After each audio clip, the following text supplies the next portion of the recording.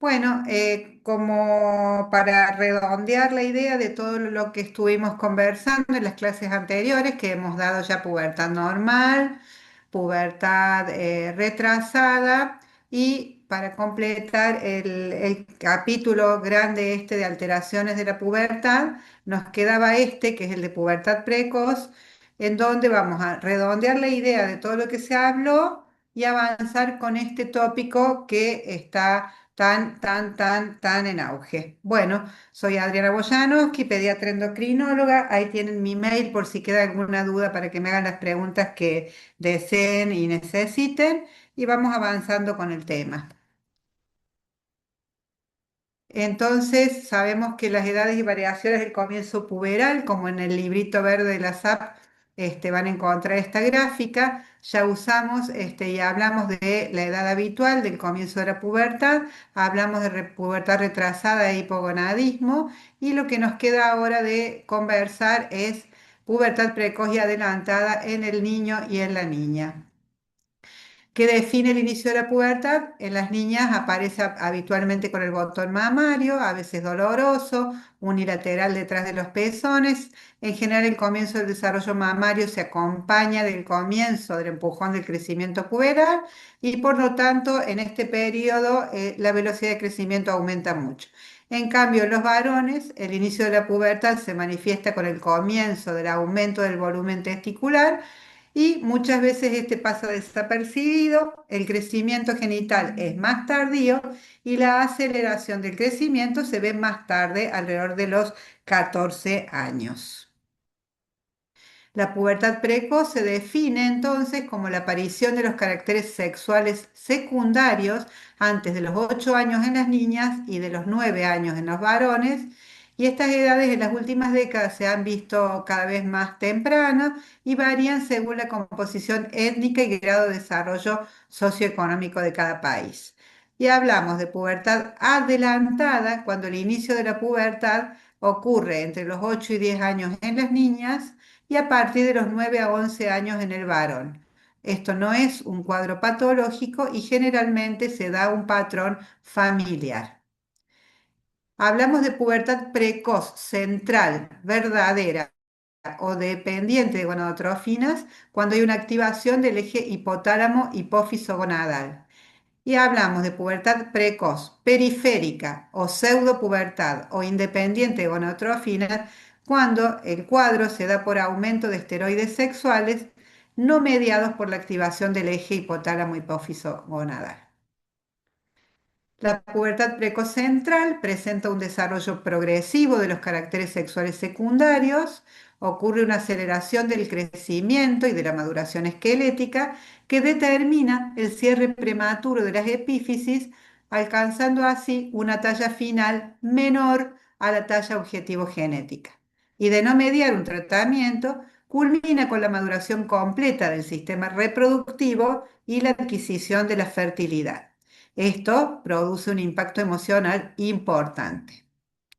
La etiología de la pubertad precoz central puede ser idiopática cuando desconocemos la causa, esta puede ser aislada, familiar, asociada a adopción. Ustedes saben que cuando ocurren las adopciones de los niños, la pubertad se da más tempranamente, habitualmente. Puede ser genética, ya sea por mutaciones del gen KIS1, su receptor, el MKRN3 y el DLK1.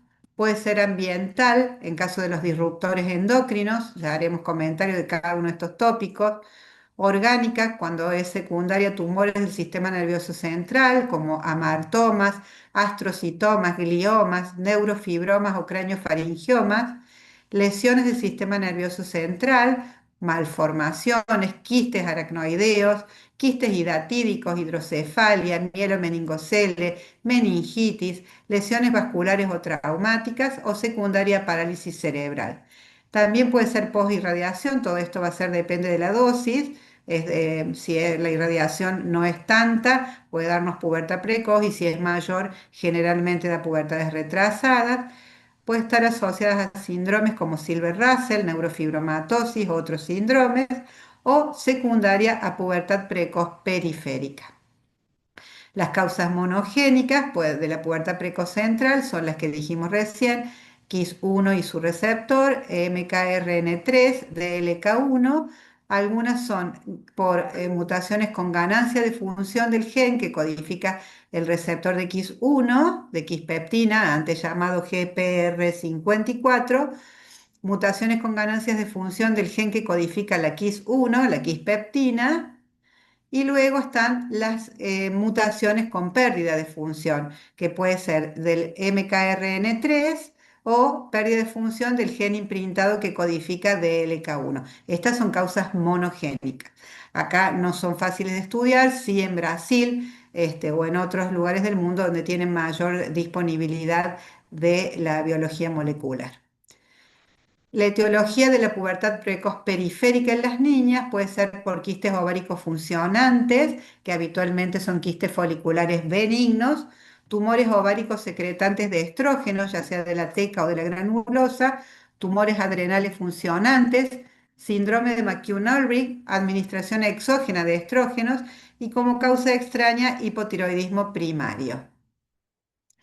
La etiología en el caso de los varones de la pubertad precoz periférica, la causa más común, hiperplasia suprarrenal congénita, tumores testiculares de las células de Leydig, tumores suprarrenales funcionantes, administración exógena de andrógenos, tumores secretantes de gonadotrofina coriónica como el coriocarcinoma, el digerminoma, el hepatoma, testotoxicosis, síndrome de McCune-Arbrick e hipotiroidismo primario igual que en las niñas.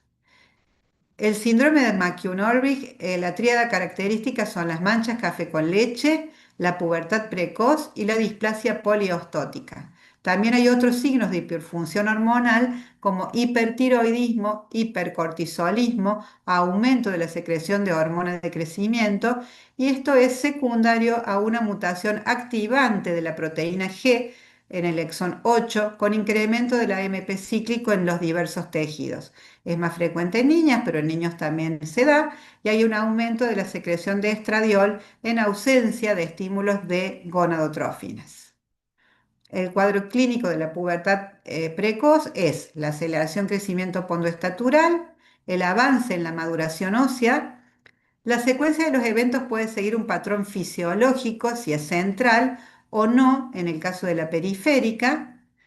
Por ejemplo, podemos empezar con una aparición de un sangrado cuando no hay ni siquiera desarrollo mamario. Esto es característico de la periférica. Hay una amplia gama en ambas de variación en cuanto a velocidad de progresión de los signos puberales. Puede haber una pubertad precoz lentamente progresiva. En la pubertad precoz central, el indicador inicial es la telarca en niñas y el volumen testicular mayor a 4 mililitros en el caso de los varones. ¿Cómo hacemos el diagnóstico de la pubertad precoz? Con una muy buena anamnesis, investigando a qué edad aparecieron los síntomas, los antecedentes de enfermedades neurológicas, si hay posibilidades de aporte hormonal exógeno, edad del desarrollo de los padres y de los hermanos, qué enfermedades hay en la familia. Al examen físico, los pesamos, los medimos, evaluamos la velocidad de crecimiento, el grado de desarrollo según Tanner, la distribución del vello y la grasa corporal, la presencia de acné, la palpación de la tiroides, la palpación del abdomen y la búsqueda de manchas hiperpigmentadas.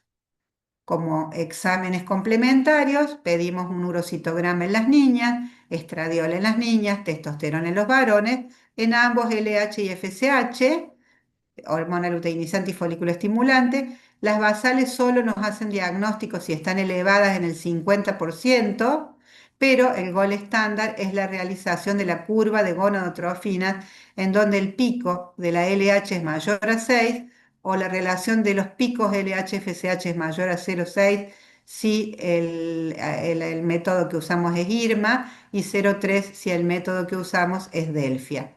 Evaluamos también la función tiroidea, hacemos dosaje si es pertinente de la 17-hidroxiprogesterona si pensamos en una hiperplasia suprarrenal.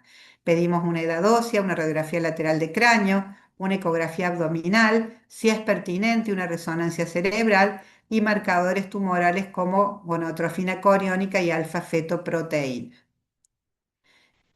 El urocitograma, que es un estudio que lo utilizamos con bastante frecuencia por lo inocuo, porque es juntar pis nomás, es un diagnóstico, un elemento diagnóstico importante en el caso de las niñas y lo que evalúa es la citología exfoliativa urinaria desde el punto de vista hormonal. Es un Papa Nicolau hecho con orina.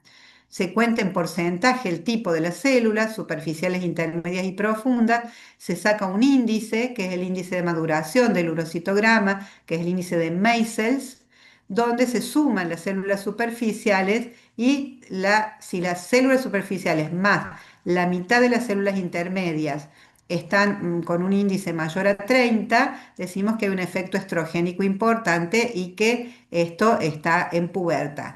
¿Qué ventajas tiene? Que es un método incruento porque no se saca sangre, es de fácil obtención de la muestra y nos da muchísima información. Evalúa el efecto del estradiol sobre el epitelio vaginal y el tracto urinario y es una medición indirecta de la actividad estrogénica. Lo que pasa es que esto cada vez se hace menos, antes lo hacían los patólogos muy frecuentemente, pero como es de muy bajo costo y se utiliza poco, cada vez es más difícil encontrar quien lo haga, ¿no? El estradiol se considera puberal cuando el valor es mayor a 14, esa es la línea de corte, picogramos por mililitro. Las gonadotrofinas sirven para identificar si hay actividad puberal del eje hipotálamo hipófiso ovárico, porque si están altas, evidencia actividad, y si están bajas, puede ser que no esté suficientemente estimulado o que sea periférica. Ya, como dijimos, los niveles basales son de poca utilidad porque son poco sensibles y la prueba de GNRH es el test de laboratorio más importante para diagnosticar la pubertad precoz central. La ecografía es un elemento que nos sirve mucho para el diagnóstico, en donde al pedir este es un trabajo que lo pueden buscar, es muy lindo y muy completo, y nos sirve para evaluar según el tamaño uterino, la línea de corte que utilizamos es el diámetro longitudinal mayor a 35 milímetros, ya sabemos que estamos en pubertad, ¿sí? Acá dice 3.4, 3.4 sería prepuberal. El volumen uterino mayor a 2 mililitros es puberal y también el volumen ovárico cuando es mayor a 2 mililitros es puberal con respecto al menor a 2 mililitros donde se considera prepuberal. Son todos elementos que suman al diagnóstico, siempre con el gold standard de la curva del HRH para hacer el diagnóstico diferencial. Este es un trabajo muy bonito del Hospital Ricardo Gutiérrez, donde sumaron 106 niñas con pubertad precoz, en donde se evidenció que el 75% de las niñas tienen resonancia magnética normal, solo un 25% es anormal, y de ese 25% son todas lesiones benignas, ¿no? 8 microadenomas, 5 lesiones intraparenquimatosas, 5 quistes aracnoideos, 4 amartomas, 2 masas hipotalámicos y 2 defectos de la línea media. La pubertad precoz central, los diagnósticos se basan en los criterios clínicos de laboratorio y de imágenes. Los criterios clínicos, mamas en estadios más de 2 de Tanner, ¿sí? 1 era nada, ¿se acuerdan? A partir de 2 es botón mamario. En niñas menores de 8 años de edad y pueden tener una velocidad de crecimiento mayor a percentilo 97. En el laboratorio, como ya dijimos, el índice de Meisel en el urocitograma mayor a 30, un estradiol mayor a 14, un pico máximo de LH mayor a 6, una relación de picos de LH-FSH mayor a 0,3.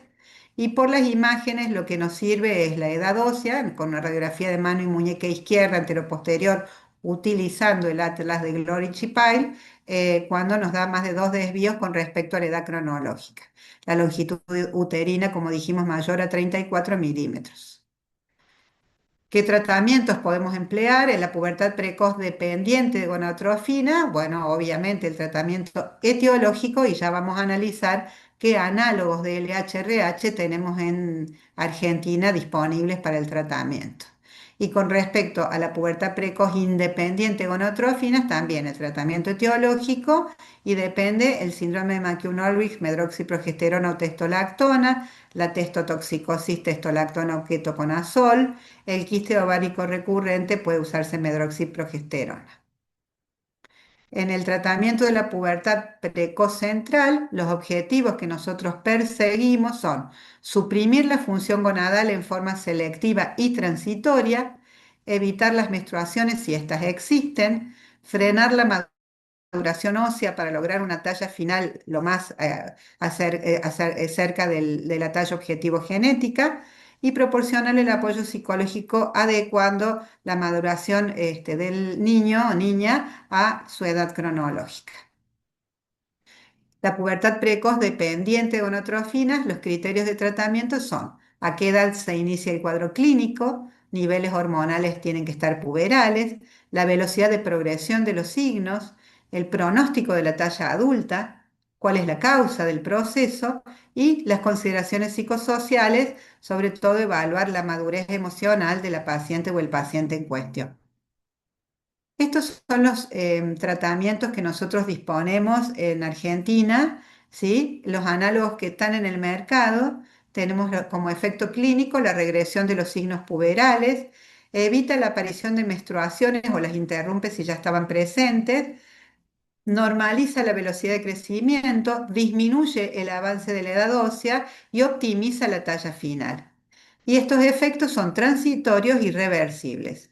Efectos adversos son de poca gravedad, como un absceso estéril en el sitio de aplicación, cefaleas, exantemas cutáneos, entre otros. Los más utilizados en este momento son las de depósito trimestral y semestral. Tenemos dos grupos de análogos en el mercado, el acetato de triptodilina en forma mensual, trimestral o semestral, y el acetato de leuprolide en forma mensual, trimestral y semestral. El tratamiento con análogos, implementado hace más de 30 años, ha demostrado ser efectivo y seguro para el tratamiento de la pubertad precoz central. Y después tenemos las variaciones del desarrollo puberal, en donde podemos encontrar telarca precoz aislada, adrenarca o pubarca precoz, menarca precoz aislada y en el caso de los varones, ginecomastia. La adrenarca precede en 2 años a la gonadarca o pubertad. A los 6 u 8 años se produce la maduración de la glándula suprarrenal con desarrollo de la zona reticularis. Hay un aumento en la producción de andrógenos, androstenediona, dehidroepiandrostenediona y su sulfato. La producción de cortisol no se modifica, está controlado por ACTH, gonadotrofina independiente. Hay un cambio en el patrón de respuesta de la adrenal a la ACTH con aumento de la actividad del citocromo P450-17 y este cambio que se presenta es el responsable del olor, del vello axilar y del vello pubiano. La telarca precoz no se acompaña de otro signo puberal, no hay aceleración del crecimiento ni la edad ósea, el urocitograma no está estimulado, puede haber folículos funcionantes ecográficos. En el test de LH-RH la respuesta predominante es de FSH y la evolución de la telarca aislada es el 50% no evoluciona por unos años, ¿no? Después sí, obviamente. El 40% se resuelve espontáneamente y el 10% realmente evolucionan hacia una pubertad precoz. Entonces decimos que la telarca precoz y la pubertad precoz central idiopática pueden representar dos expresiones extremas de una misma entidad. Para completar este tema hay que revisar tópicos que están muy en auge, como este artículo de disruptores endocrinos, que es una guía de reconocimiento, acciones y recomendaciones para el manejo médico. Este trabajo se hizo fundamentalmente en el Hospital Álvarez de Buenos Aires y está libre, lo pueden leer tranquilamente. Hicimos un pequeñito resumen como para que tengan una idea, pero estaría bueno si lo pueden leer. ¿Qué son los disruptores endocrinos? Son compuestos químicos exógenos que una vez incorporados al organismo alteran la homeostasis hormonal y provocan consecuencias a corto o a largo plazo en la salud del individuo expuesto o de su descendencia. Interfieren en la síntesis, secreción, transporte, metabolismo, unión a su receptor y o eliminación de las hormonas naturales presentes en el organismo que son responsables de la homeostasis, reproducción y procesos del desarrollo. Esto entonces puede provocar un daño importante en el sistema reproductor femenino, produciendo una telarca precoz. La aparición de desarrollo mamario aislado ha sido asociado a la exposición de BPA, talatos, pesticidas y fitoestrógenos. La pubertad precoz se produce por múltiples evidencias, sugieren un papel central de exposición a contaminaciones del medio ambiente en la modulación del tiempo de la pubertad y se relacionó con la exposición a ftalatos, BPA, bifenoles, algunos pesticidas y fitoestrógenos, siendo menos frecuente su asociación con pubertad retrasada. Este artículo también está muy interesante, son las hormonas exógenas de carne de pollo, las creencias populares y las evidencias científicas con la relación a las crianzas de ave de corral. Este es un grupo muy interesante que trabaja sobre la parte nutricional, en donde, bueno, estamos siempre hablando del tema del pollo y las hormonas que pueden tener. Decimos que estos pollos pueden estar inyectados con estrógenos. ¿Pueden estos niños comer pollo de forma segura? Y bueno, hay mucha cosa, mucho folclore al respecto, ¿no? Entonces, supuestamente el pollo recibe hormona de crecimiento y o estrógenos para acelerar su desarrollo y así se logra de forma extremadamente rápida un peso elevado muy conveniente para la industria alimentaria para venderlo. Estas hormonas inyectadas en la carne del pollo serían las responsables de la aparición de la pubertad precoz en las niñas, también aumento de riesgo de cáncer de mama y de próstata, aparición de ginecomastia en adolescentes masculinos. Pero en realidad lo que sucede es que el pollo está alimentado en su gran mayoría, en un 90%, 80-90%, por derivados de la molienda de la soja, de lo que queda de la soja. Ven, miren la cantidad de soja con la que están alimentados estos animalitos y esto se transforma en el organismo en fitoestrógeno. Entonces, en realidad, lo que produce que el pollo genere una pubertad temprana es el alimento que consume el pollo, por lo cual nosotros recomendamos que de consumir pollo sea pollo de campo realmente alimentado con maíz y no con restos de soja. Después está este artículo que también está muy interesante, que como conclusión lo que dice es que el modelo alimentario, las niñas que están alimentadas con carnes rojas tienen más posibilidades de hacer pubertades tempranas que aquellas alimentadas con frutas y verduras.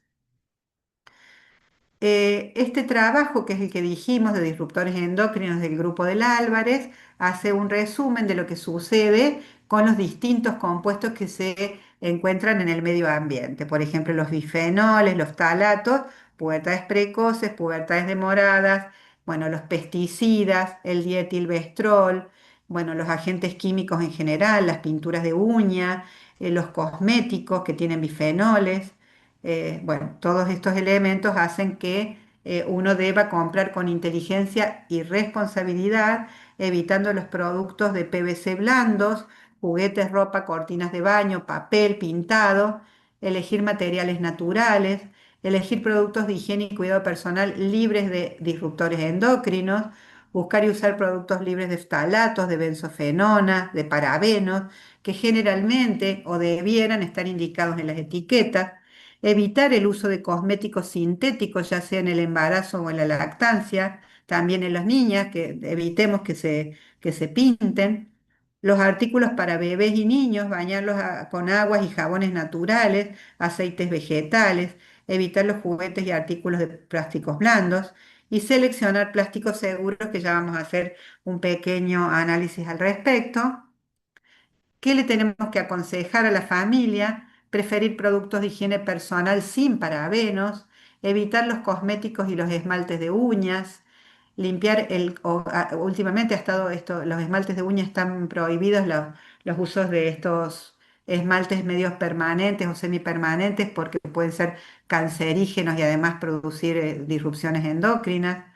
Limpiar el hogar con productos de limpieza natural, evitar el grupo de plástico 3, 6 y 7, ya los vamos a ver, almacenar en plásticos 2 y 4, utilizar recipiente de vidrio para calentar en el microondas, no colocar alimentos o bebidas calientes en plásticos, evitar la exposición de botellas plásticas al sol, reducir el consumo de perecederos, lecitina de soja, que casi todo tiene lecitina de soja, los ultraprocesados y los precocidos, lavar y pelar frutas y verduras, hervir y o filtrar el agua, evitar el consumo de alimentos enlatados, soja y derivados, disminuir el consumo de pollo, evitar la exposición solar de los niños para reducir el uso de protectores solares, evitar productos de PVC blando, juguetes, chupete, ropa, apagar los aparatos eléctricos cuando no se usan y frente a exposición laboral utilizar guantes, mascarillas y gafas.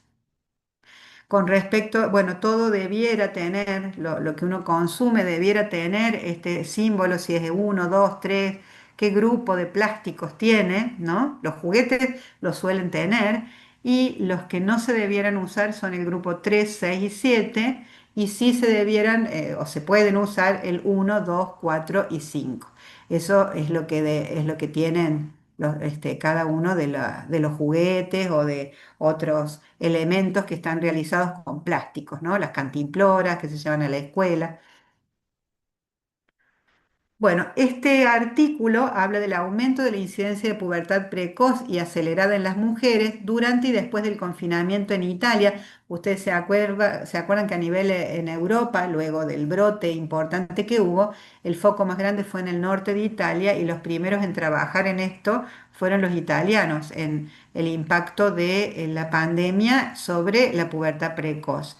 Y llegaron a la conclusión que hubo una mayor incidencia a partir de la pandemia de pubertad precoz central, se diagnosticaron muchos casos nuevos y hubo una tasa más rápida de progresión en los pacientes que ya tenían el diagnóstico durante y después del confinamiento en comparación con los años anteriores. Y ellos plantearon la hipótesis de que los factores ambientales desencadenantes, como el índice de masa corporal y el uso de dispositivos electrónicos, que aumentaron durante el confinamiento y destacaron su posible papel en el desencadenamiento y la influencia de la pubertad y su progresión.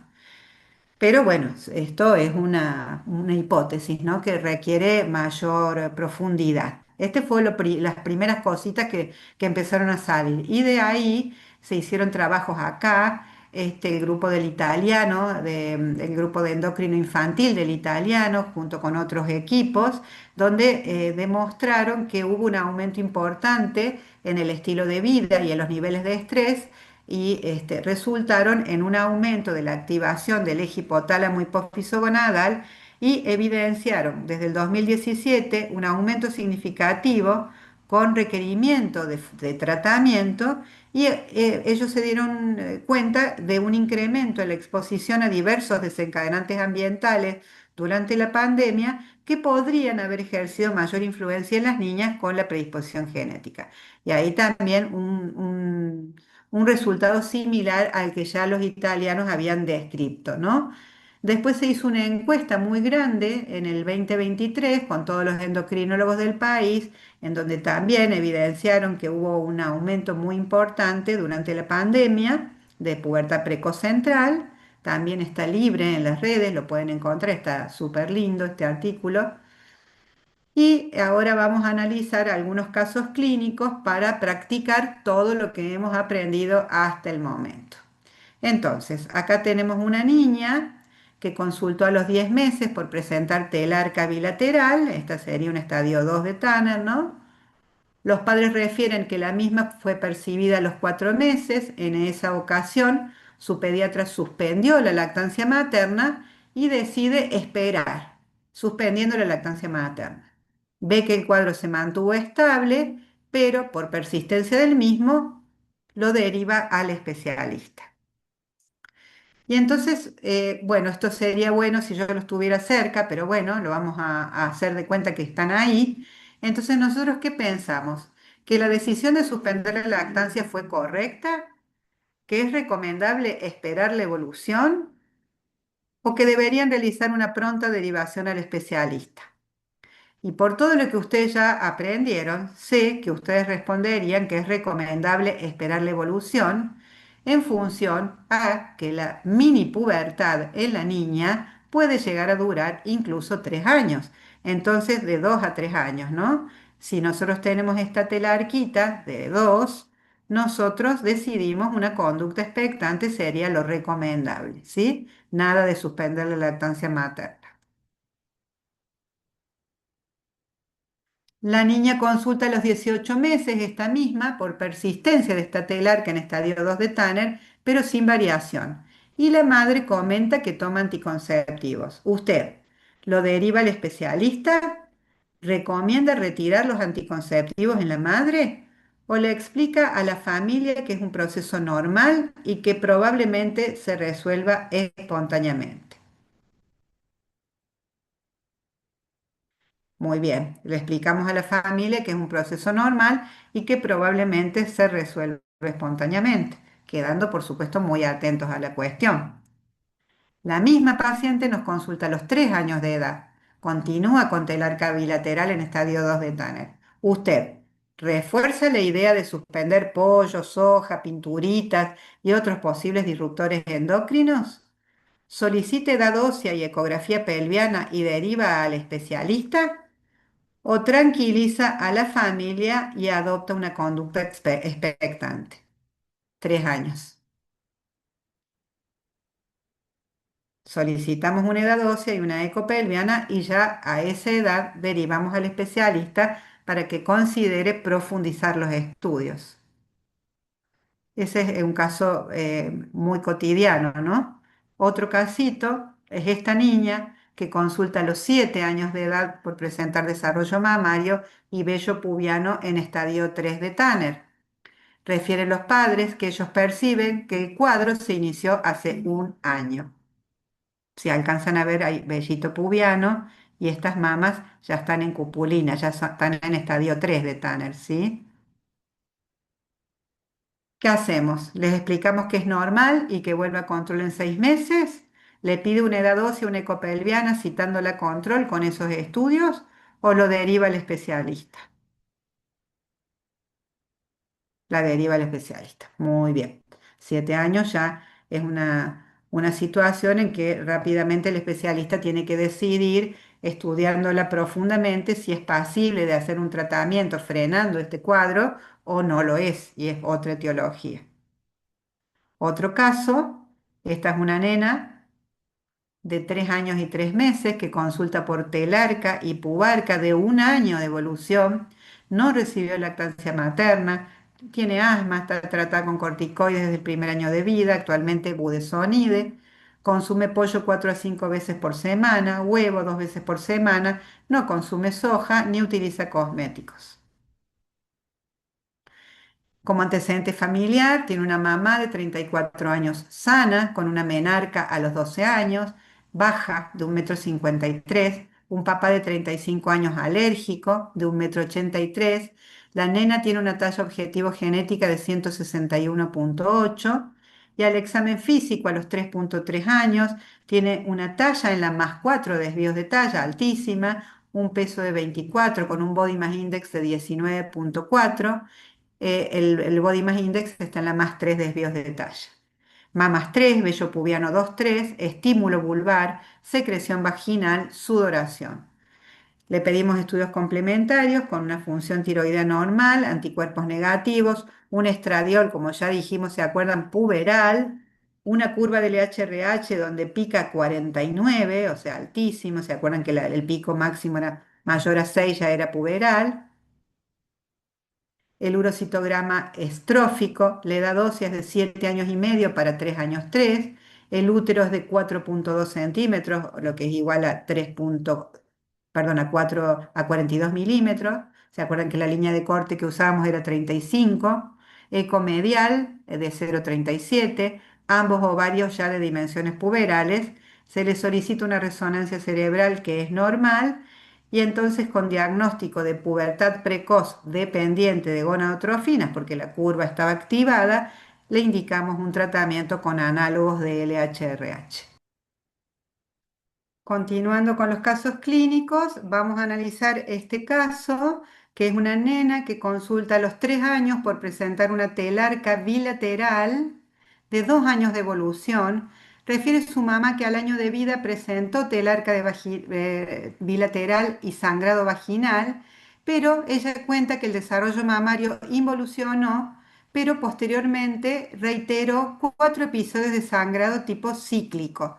Si ustedes evidencian, es una nena bastante blanquita, bueno, en ese momento con varicela, es una nena de cuando estaba más grande acá ya, pero ven que tiene la hiperpigmentación de las areolas bien oscuras, eso es típico de periférica, ¿no? La estrogenización sola sin la activación del eje. Como antecedente fue un parto eutóxico, peso nacimiento normal, lactancia materna durante un año, no recibió medicación ni se registran antecedentes de estrógenos exógenos, un papá que está en percentilo 20, una mamá en percentilo 24, con menarca a los 13, una talla objetivo genética 1,56 m, no se registran antecedentes familiares de desarrollo puberal temprano. La examinamos a la nena, en ese momento 3 años, 3 meses, estaba muy alta para su talla objetivo genética, percentilo 88, con un peso para la talla normal, no presentaba manchas en la piel, no se palpaban masas abdominopelvianas. Al momento del examen sí tenía un botón de mamario derecho con areolas hiperpigmentadas, una pubarca nada, no tenía vello pubiano, un estímulo estrogénico en introito y con un escaso sangrado vaginal amarronado. La edad ósea era de 3 años 3 para 2 años 10, o sea, prácticamente acorde a su edad cronológica, y en la ecografía abdominopelviana se veía un útero prepuberal, pero en el ovario derecho la aparición de un quiste de 40 milímetros. Entre los 4 y los 5 años presenta 3 nuevos episodios de sangrado vaginal abundante de 3 o 4 días de duración, con desarrollo mamario progresivo hasta llegar a un estadio 3 de Tanner, con una edad ósea de 6 años para 4 años 3, ahí avanza la edad ósea con respecto a la cronológica. La velocidad de crecimiento era exagerada, como de una puber de 8 años 8, pero la curva de gonadotrofinas era plana, no tenía respuesta, o sea, no había una activación del eje hipotálamo hipofisogonadal, por tanto, no teníamos con qué tratarla ni teníamos un diagnóstico adecuado hasta el momento.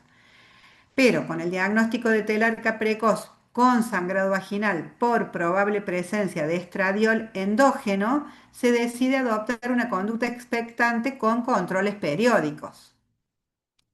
En la eco persistía ese quiste o ahí se ve ese quiste de 40 milímetros en el ovario derecho. Ven que la curva era absolutamente plana, no tenía nada de estímulo, ningún pico de 6 o más, y una función tiroidea normal con un estradiol de 8, prepuberal. El urocitograma, sin embargo, era trófico. Nuestro diagnóstico en función a todo esto fue de pubertad precoz, independiente gonatrofina, secundaria a este quiste ovárico productor de estradiol.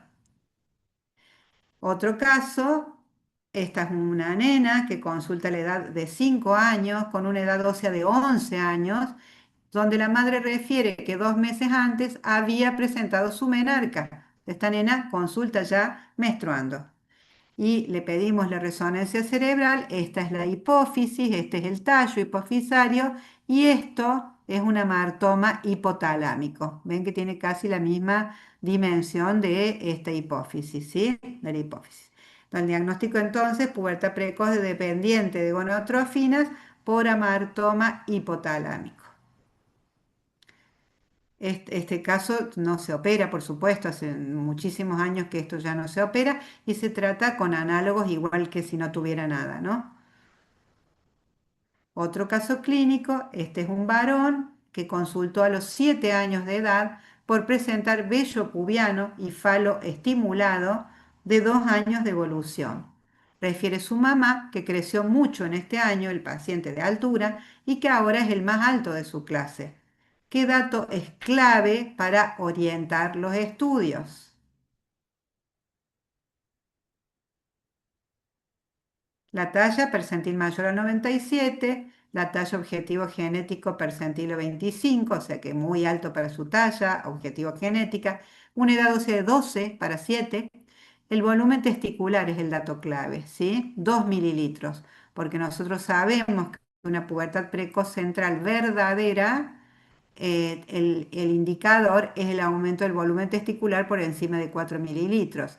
Nuestra sospecha diagnóstica entonces es de una pubertad periférica y habíamos dicho que el diagnóstico más frecuente era hiperplasia suprarrenal congénita, que es lo que tuvo este paciente. Entonces, para recordar, a modo de unos tips, así como para recordar, es, en las niñas el inicio puberal se manifiesta habitualmente con la aparición de las glándulas mamarias, o sea, la telarca, seguida por la del vello pubiano, pubar. La secuencia de los cambios puberales, en el caso de la pubertad precoz central, verdadera o dependiente de gonotrofinas, es ordenada y progresiva. La menarca es el punto final o culminante de este proceso, aunque la fertilidad plena la adquieren las niñas unos años más tarde. En caso de los varones, el primer signo de desarrollo puberal es el aumento del tamaño testicular mayor a 4 centímetros cúbicos o 4 mililitros. Esto ocurre alrededor de un año más tarde que el inicio puberal en las niñas y habitualmente la aparición del vello pubiano es posterior al inicio del aumento del tamaño testicular o de la telarca, aunque puede ocurrir antes en niños con exceso de peso.